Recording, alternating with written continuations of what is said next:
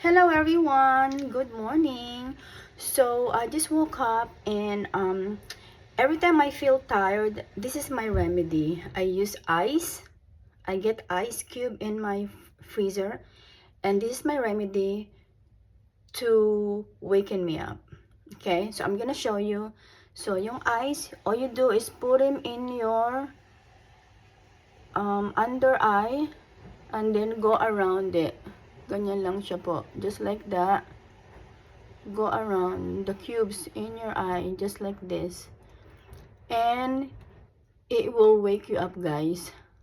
Gigisingin ka niya. Talagang this remedy is very proven for me. So but you have to try this para makita nyo, so you know how it works.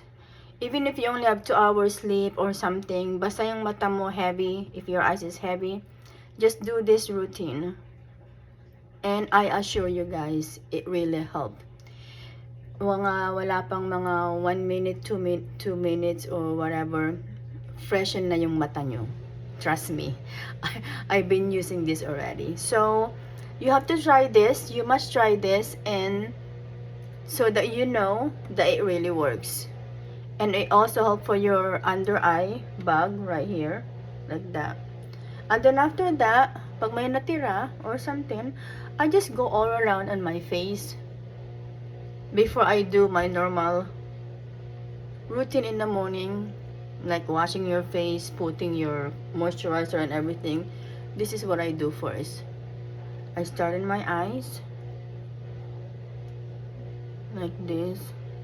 The longer the better, but sometimes the ice is malamig, it's cold, so kung ano lang kaya nyo, guys, that's it. Basta go around in your eyes like this. I'm telling you, this is really a good remedy.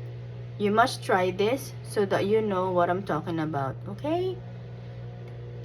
Because if you're just watching and not trying it, you're not gonna know. So I want you guys to try this, and then come back and let me know on my comment below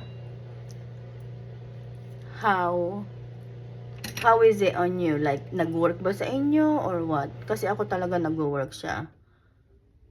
So, kahit na pagod ako, pag ginawa ko to, gising na ako, guys. And this also for your face. Ganyan. Ayan lang po. And that's it, everyone. Diba? The redness will come off eventually.